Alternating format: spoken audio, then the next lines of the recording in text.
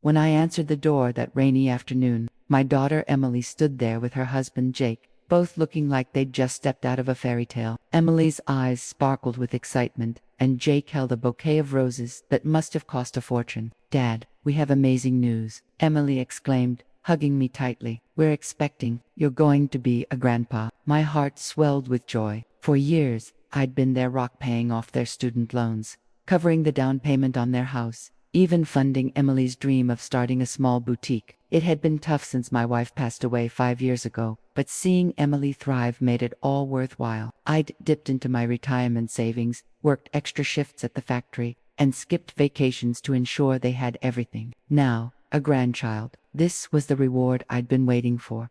Over the next few months, I threw myself into preparations. I bought a crib, painted a nursery in their spare room which I'd helped renovate, and set aside $5,000 for a college fund already. Emily called me every day, gushing about ultrasounds and baby names. Jake, always the charmer, thanked me profusely for the monthly $800 I sent for household expenses. I felt needed, valued, but as the due date approached, something shifted. Calls became sporadic. When I suggested hosting a baby shower at my place, Emily hesitated. "Oh, Dad, we're keeping it small. Just close family." I assumed that included me. After all, I was her only parent left. The day the baby arrived, I waited by the phone, pacing my living room. No call came. Hours turned into a full day. Finally, I checked social media there. It was photos of the newborn, wrapped in a blanket I'd knitted myself. Emily beaming, Jake proud, and her in-laws surrounding them in the hospital room. Aunts, uncles, cousins, toasting with non-alcoholic champagne.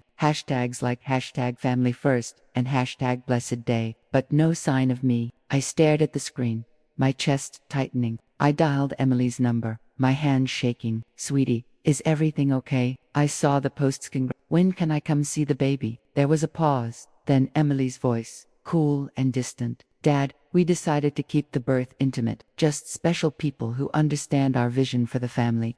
Special people. The words sliced through me like a knife. Me, who had paid $10,000 for their fertility treatments when insurance fell short, who had driven them to appointments at dawn, who had sold my late wife's jewelry to cover their mortgage during Jake's job loss. Not special enough. I hung up, the phone slipping from my numb fingers. The nursery toys I'd bought sat untouched in my garage, mocking me. A week later, Jake called. His voice was urgent, laced with panic. "Hey Pop, the hospital bills came in $2,500 more than expected, and the landlord's hiking rent by $300 a month. You forgot the transfer this week." Forgot? I'd never forgotten. For 4 years, I'd wired money like clockwork. $1,200 monthly for rent and utilities, plus extras for emergencies that seemed endless: a broken car, vet bills for their dog, even a spa day for Emily's stress relief. I'd eaten canned soup to afford it, ignored my aching back from overtime. Now, after excluding me from my grandchild's birth, they acted like nothing happened.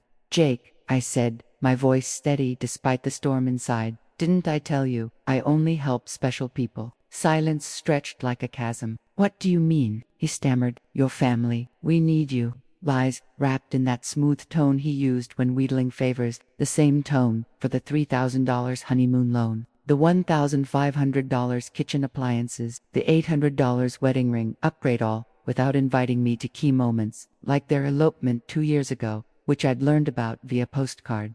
That night, I sat in my dimly lit kitchen, tallying it all. Rent, $1,200 by 48 months, equals $57,600. Groceries and bills, $400 monthly, equals $19,200. Gifts and loans, weddings, birthdays, anniversaries, $15,000. Medical fertility, prenatal, $12,000. Miscellaneous, car repairs, boutique startup, $8,000. Total, $111,800. Over $100,000 from my savings, my pension, the life insurance from my wife's passing, all to be sidelined like an outsider. The next morning, I woke with a clarity I hadn't felt in years. I looked in the mirror, gray hair, weary eyes from sleepless nights worrying about them. But today, a spark ignited. I brewed coffee, ignoring the buzzing phone. Emily's text, "Dad, please call, we miss you." Deleted. Jake's voicemail, "Pop, the baby's formula is expensive. Help." Ignored. I headed to the bank. "Mrs. Larson, The manager who'd handled my transfers for years greeted me with concern. "Mr. Harlan, everything all right? You're usually here wiring funds." I nodded. "Cancel all automatic payments. Block any access they have." Her eyes widened, but she complied. As I left, my phone rang moly. I let it go to voicemail. "Dad, why'd you cancel?" "The bank said we need that money." I turned it off. Walking home, I passed the park where I'd pushed Emily on swings as a kid. She used to cling to me, giggling. When did she start seeing me as a wallet? When did I start buying love? At home, I found my door ajar, heart pounding. I pushed it open. Emily and Jake were inside, rifling through my desk drawers. A stranger in a suit stood nearby, notepad in hand. The lawyer extended a hand. "Mr. Harlan, your daughter fears you're experiencing cognitive decline, erratic decisions, like cutting off support." I laughed bitterly. "Erratic? After you excluded me from my grandchild's birth." Emily teared up. "It was intimate. Special people only." There it was again. They'd used the spare key I'd given them. My documents, bank statements, wills. "Out," I ordered. "All of you." Mr. Caldwell cleared his throat. "We can petition for guardianship if you're unfit." "Guardianship? To seize my assets?" Emily sobbed. "Dad, we have bills. The baby needs things." "You're acting crazy," Jake added. "We co-signed loans with you. You can't abandon us." I pointed to the door. "I financed your life while you treated me like a ghost." Out, they left. Emily hurling, "This isn't over. We'll sue." I slammed the door, changed the locks that afternoon, called a security company for cameras. Then, my old friend Tom, a retired attorney. "Bill, this is elder abuse," he said over coffee. "Document everything. We'll update your will. Get a restraining order." We pored over records. Tom whistled at the total. $111,800. "Bill, you could have traveled the world." I nodded. "But I won't anymore." Next day, installations done. Phone off. I visited the library, borrowed books on retirement planning, hobbies I'd neglected, woodworking, fishing, ignored 20 missed calls. A week passed. Peaceful mornings, no frantic transfers. Then, a knock. Through the camera, Emily, holding the baby. My heart ached, but I answered via intercom. "What, Dad? Please, let us in. Meet your grandson." Manipulation. "Emily, why now?" Rent to silence. "We love you. But yes, we need help. No more. Goodbye." She left crying. Days blurred into empowerment. I joined a senior center, made friends. Eleanor, a widow, shared her story. My son did the same. Cut him off. Best decision. We laughed over tea. I called my brother in Florida, reconnected after years of neglect. "Bill, I always knew they were using you," he said. Painful truth. 2 months later, court papers arrived. Petition for incompetency. Mr. Caldwell's work. Tom countered fiercely. In court, the judge reviewed my meticulous finances, their demands. "This smells like abuse," he ruled, dismissing it. Restraining order granted. Emily and Jake glared, but I felt free. I started small trips, a weekend fishing, a museum visit, spent on myself, new tools, books. The baby photos stung, but I focused on healing. 6 months in, a letter. "Dad, we're sorry. Lost the house. But learning. Can we talk?" No money asked. Cautious hope. But I replied, "When you're ready to love me as family, not financier." Years later, relations mended slowly, genuine visits, no strings. I held my grandson, taught him woodworking. The $111,800, a lesson in boundaries. I traveled Europe, built a workshop, lived fully, special. I was to myself, finally. I stayed in the car, gripping the steering wheel as if it were a lifeline, watching the scene unfold through my windshield like a bad movie I couldn't turn off. Max was gesturing wildly, his face flushed with that familiar mix of anger and entitlement. Lena stood beside him, arms crossed, her expression a mask of calculated concern. The two strangers, one, a burly man in a dark jacket, the other, a woman with a clipboard, seemed to be conferring with them, occasionally glancing toward my house. My house, the one I'd paid off with years of scrimping after Robert's death. The sanctuary I'd turned into a fortress of solitude these past few days. Now, it felt violated all over again. Mr. Weber's voice had been firm on the phone, a steady anchor in the chaos. "Stay put, Mrs. Richter. The police are en route. Have alerted them to the restraining order violation. I'll be there in 10 minutes. 10 minutes felt like an eternity. My pulse thrummed in my ears, a reminder that at 71, my body wasn't built for this kind of drama anymore. But my mind, it was sharper than ever. fueled by the fire of self-preservation I'd ignited just a week ago. As I waited, memories flooded back, unbidden but clarifying. 3 years ago, when Max first introduced Lena, she'd seemed like a breath of fresh air, a vibrant young woman with big dreams and a warm smile. "Renata, you're going to be the best mother-in-law," she gushed over dinner that night, the one I'd cooked from scratch despite my aching joints. Max had beamed, squeezing her hand. I'd beamed too, seeing a future where my lonely days were filled with family gatherings, laughter, perhaps even grandchildren. How naive I'd been. The requests started small. "Mom, could you spot us $100 for groceries?" Worked slow, then escalated. "Rent, utilities, that fancy coffee machine because Lena needs her morning ritual." I gave freely, thinking it was love, but love doesn't come with receipts, and mine had piled up to $33,400.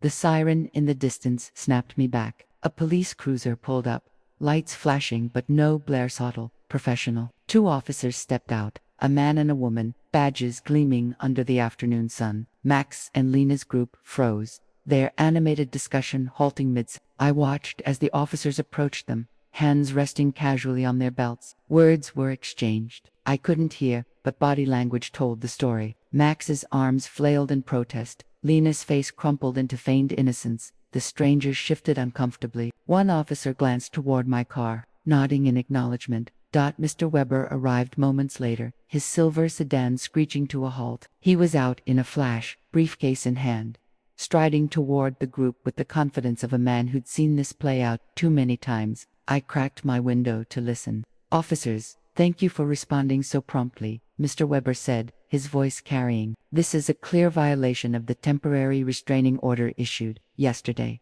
Mrs. Richter has documented evidence of harassment, unauthorized entry, and attempts at financial coercion." Max's voice rose, indignant. "This is ridiculous. She's my mother. We're family. We're just checking on her because she's acting erratic." The female officer raised a hand. "Sir, the order specifies no contact on her property without permission. You'll need to leave immediately or face arrest for trespassing." Lena interjected, her tone pleading. "Officers, please, Renata's not well. We're worried she's making bad decisions." Cutting off support suddenly. "We brought social services to evaluate." Social services. That's who the strangers were. The woman with the clipboard stepped forward, introducing herself as Ms. Harlan from Adult Protective Services. "We've received a report of potential self-neglect and exploitation concerns."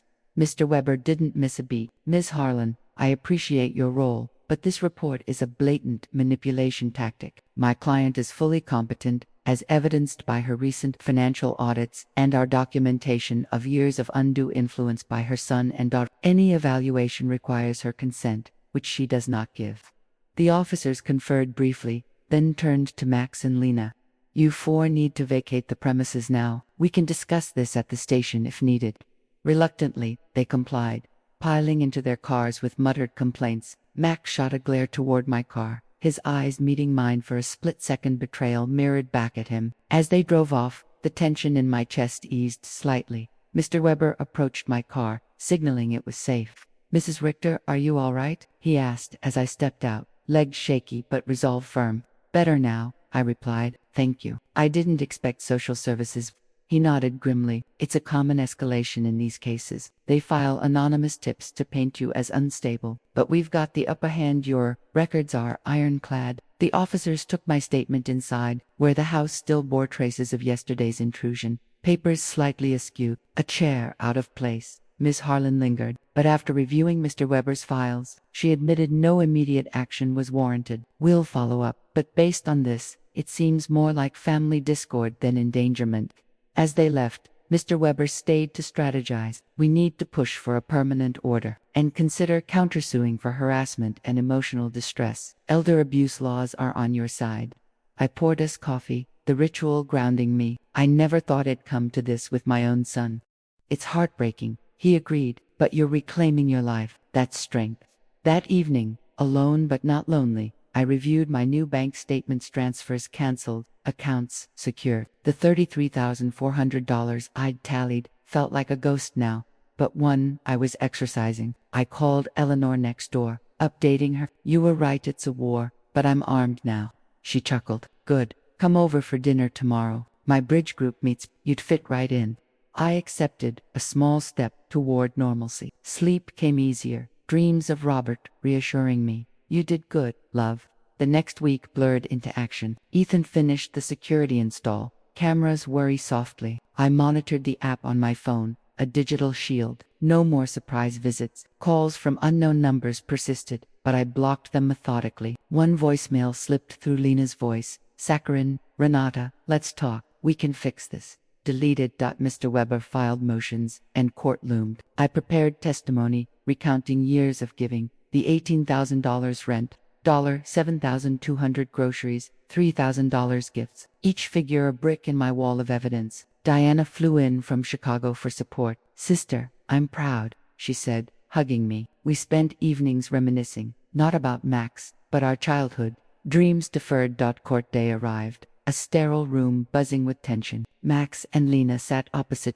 Mr. Fisher beside them, faces drawn. The judge, a no-nonsense woman in her 60s, reviewed files. Mrs. Richter described the events leading to this petition. I spoke steadily, voice unwavering. For 3 years, I supported them financially out of love. But after excluding me from their wedding and treating me as dispensable, I stopped. They responded with intrusion, legal threats, and false reports. Mr. Fisher countered, Your Honor, Mrs. Richter's abrupt changes suggest instability. Our clients seek guardianship for her protection. The judge eyed the totals, $33,400 in 3 years. That's not support, that's dependency. Evidence shows no incapacity, only a mother setting boundaries. Ruling, permanent restraining order, petition denied. Any further harassment, and charges follow. Max approached post-hearing, eyes downcast. Mom, this is wrong. No, Max, I said softly. What's wrong is how you saw me, as a checkbook, not a person. Maybe someday you'll understand. Months passed, silence from them, peace for me. I traveled a weekend in the mountains, breathing fresh air, joined Eleanor's bridge group, laughter filling voids, volunteered at a senior center, sharing stories, helping others spot abuse.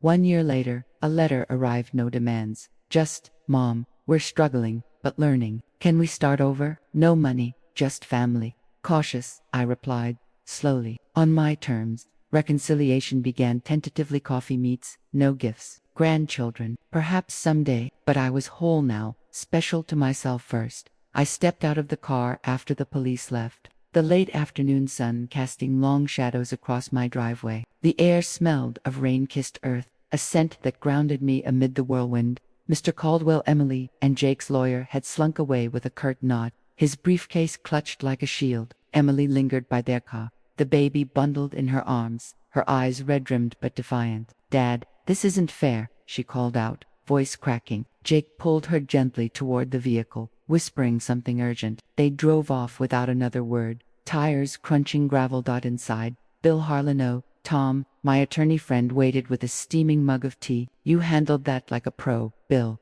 No hysterics, just facts. The judge will love it. We reviewed the footage from the new cameras, clear shots of their arrival, the social worker's hesitant approach, the officer's intervention, ironclad evidence. Tom updated the restraining order petition, adding counts of harassment and attempted fraud. They co-signed that $15,000 loan for the boutique. Will demand repayment, principal plus interest. Turn the tables. That night, sleep evaded me, not from fear, but a quiet reckoning. The nursery in their house walls I'd painted sky blue, murals of stars I'd hand-drawn flashed in my mind. The $5,000 college fund for the baby, sitting untouched in my safe deposit box. I'd imagined teaching my grandson to fish by the lake, just like I'd done with Emily. Now, it felt like a dream deferred, not destroyed. At dawn, I rose, journal in hand. For the first time, I wrote, not about them, but me. Dreams of sailing the Great Lakes, joining a woodworking class, maybe even dating again. My wife, Sarah, would approve. She'd always said, live big, Bill, even after I'm gone. The court hearing came 2 weeks later, a gray Tuesday in the county courthouse. The room smelled of polished wood and stale coffee. Emily and Jake sat ramrod straight, Mr. Caldwell shuffling papers. The baby wasn't there, too young, they claimed, but I spotted photos on the table, props for sympathy. The judge, Honorable Elena Vasquez, peered over her glasses. Mr. Harlan, outline your case. Tom stood, Your Honor, My client has provided over $111,800 in support over 4 years, rent, loans, medical detailed ledgers attached. In return, exclusion from the birth of his grandchild, unauthorized entry, false incompetency claims, and social services manipulation. We seek a permanent restraining order, repayment of $25,000 in outstanding loans, and dismissal of their petition. Mr. Caldwell rose, oily charm on full. This is a family matter, Your Honor. Mr. Harlan's sudden cutoff caused distress. At 68, isolation can impair judgment. I testified next, voice steady as I recounted it all. The joy of Emily's pregnancy announcement, the $10,000 fertility check, the knitted blanket now in photos without me. Special people, I quoted. The words, bitter. I was their lifeline, then a liability. Exhibits flashed, bank transfers, social media screenshots, voicemails demanding funds post-birth. Emily took the stand, tears flowing. Dad, we love you. The birth was overwhelming. Jake's family helped. We needed space. Jake nodded. Bills piled up. We panicked. Vasquez wasn't buying it. Ms. Harlan, you accepted $57,600 in rent alone. That's not space. That's dependency. And filing for guardianship days after exclusion. Smacks of opportunism. She ruled swiftly. Petition denied. Permanent order granted. 100 yards minimum. $25,000 repayment ordered in installments. No contact without mediation. Harassment charges pending if violated. Court adjourned. Emily sobbed as they left. Jake's jaw clenched. Outside, she approached hesitantly. Dad, the baby. His name's Noah. After Mom. My heart twisted. Emily, I want to know him, but trust is earned now. She nodded, slipping away. Life bloomed in the aftermath. I paid off my own mortgage, remaindered $20,000 from savings, finally mine. Woodworking class at the community center. I built a crib for donation therapy in every dovetail joint. Eleanor became a fixture. Dinners, walks, her stories mirroring mine. My son called last month. She shared over pie, apologized properly. No money talk. We're rebuilding. Volunteering at the senior center. I led workshops. Spotting elder abuser rights. Your wallet. 20 attendees weekly, eyes widening at my totals. You gave $111,800, one gasped. And they sued you. Nods all around. I handed out pamphlets, empowered them. One woman, Margaret, hugged me. You saved me from my daughter-in-law. Travel beckoned. First trip, a solo train ride to the Smoky Mountains. Cabins, hikes, stars unpolluted. I journaled by firelight. Sarah, I'm free. Noah will know his grandpa someday, not as a TM, but adventurer. Photos filled my album, me smiling, no filters. Months ticked by. Repayments started. $500 monthly. Grudging checks arriving. Silence held. Healing wounds. Then, 6 months post-ruling, a certified letter. Mediation request. Neutral ground. No lawyers. I agreed. Kashista Cafe was quaint. Neutral pumpkin spice in air. Emily arrived alone. Noah in a carrier. 6 months old. Chubby cheeks like Sarah's. Jake waited outside. Dad, she whispered, sliding over a photo album. For you, our journey without the money parts. Pages turned. Ultrasounds I'd funded, but captions now. Dad's love made this possible. Noah cooed. I held him, tears blurring. I'm sorry, Emily said. We took you for granted. Lost the boutique, had to downsize. But we're budgeting, working. Jake's night shifts. I see now, you weren't special people. We treated you like one. We talked to hours, no demands, just stories. Her fears during labor, Jake's layoff panic, my exclusions from elopement to birth mirrored their stresses, but excuses crumbled. I forgive you, I said, but boundaries stay. Visits here, no finances. Reconciliation unfolded slowly. Weekly park meets, Noah's first steps on grass, I'd push him across. Picnics, no gifts, just sandwiches. Holidays, Thanksgiving at Eleanor's, Emily contributing pie. Jake shook my hand firmly. Thanks for the wake-up pop. Paid off the car first time debt-free. 1-year anniversary of the birth. Emily invited me to their home. The nursery, repainted, but my stars remained. We kept them for you. Noah toddled to me, heart full. Challenges lingered. A skipped payment. I enforced mediation. No yelling, just facts. Emily's guilt flares. We almost lost you, I reply. You did for a while. 2 years on, full circle. Family barbecue in my backyard, tables groaning, laughter echoing. Noah, too, building blocks with my tools. Emily thriving at a new job. Jake promoted, no loans, just loans of time. The $111,800 invested wisely. $50,000 in annuities for security. $30,000 Europe trip, Eiffel Tower selfies with Eleanor. $20,000 Noah's Trust irrevocable. Managed by me, rest in hobbies, sailing lessons. A workshop expansion. I stood by the grill, flipping burgers, Sarah's ring glinting. Special people. My circle grew. Eleanor girlfriend now. Whispers of Vegas, center friends, even Margaret's family. Emily hugged me. Dad, you're our hero, not for money, for teaching us love's real cost. Noah tugged my pants. Campus story. I scooped him up, weaving tales of mountains, seas, a grandpa who learned to say no and yes to life.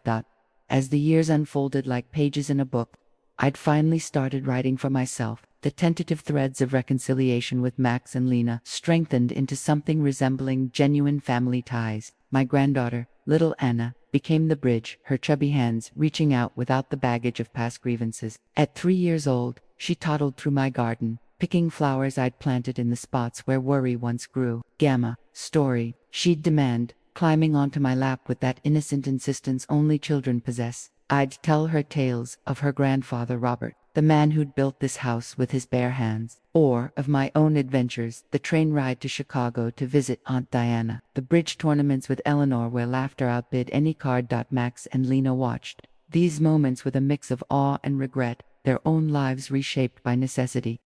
Max had climbed the ranks at his warehouse job, earning a supervisory role through sheer grit, no more shortcuts. Lena balanced part-time work with motherhood, her once extravagant tastes tempered by budget spreadsheets she'd learned to master. Mom, remember that fancy espresso machine you bought us? Max asked one Sunday afternoon over homemade pie. My recipe, their contribution, the fresh berries they'd picked themselves. We sold it last year, realized black coffee does the trick.